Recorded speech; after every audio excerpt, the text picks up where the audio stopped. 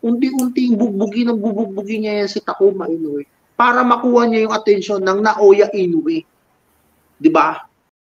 Powercast Sports. If you're new here, don't forget to subscribe and hit the notification bell. This content is presented by Arena Plus, Astigsa Sports. Pag nanalo to si Jerwin ng Kahas dito sa laban niya dito kay Takuma Inoue, we've been looking for a face of boxing. Pwedeng maging face ulit si Jerwin kasi siya na magiging champion at long time champion din naman siya. Siya yung magiging sa tingin ko bagong mukha natin uli si Jerwin ng Kahas ng Philippine boxing. Do you agree or disagree? Malay nyo si Marlon uli kasi number 3 siya sa WBC eh.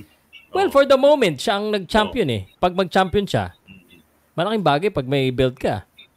Kasi yung isang contender sa WBC, si Picasso, kaya ni Marlon yun eh. David, yung si David Picasso. Hindi pa naman ninog yung David Allen Picasso na yun. Bata pa eh, matangkad, bata. Sasagutin ko lang, Sir Pao, si Kuya Jay Hollywood.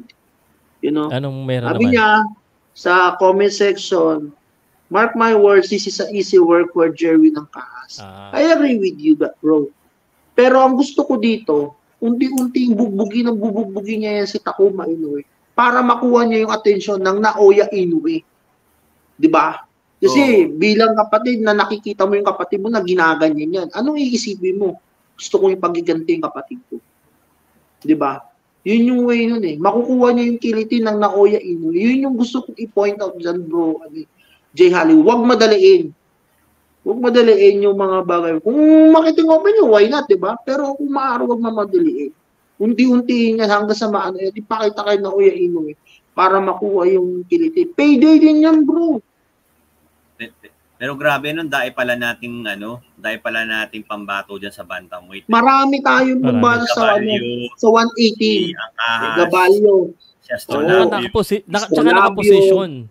Oo, nakaposisyon. Even si Champ Dominguez, nandiyan na rin sa 180. Comeback niya. But Don is the same fighter anymore. Hindi na yung same, pero pwede pa yan. Pwede na rin siya nung huling laban niya. Pero grabe, no? Si marami Gabalyo, talaga tayo noong 118. Pero si Gabalyo, din eh. Tingin ko may chance din doon kay Haba rin nung reach ni Gabalyo, Jason Moloney, Oo nga, Sir Pao, napansin ko yung mga laban ni Jason Moloney. Hindi makatarungan eh. Yes. Pero the one good thing about kay Jason Moloney, he might have lacked yung kanyang power tsaka skills doon sa laban na yun, but yung heart niya talaga, he really wanted to win. Kahit na sabihin natin na medyo binigay sa kanya.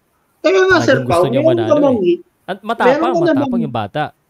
Sir Pao, may hit ka na ba? If ever na baka si Moloney na makakalaban sa Mayo? Kasi yung Moloney brothers will be the undercard of Kambosos, Lomachenko. Astrolabio nga, di ba?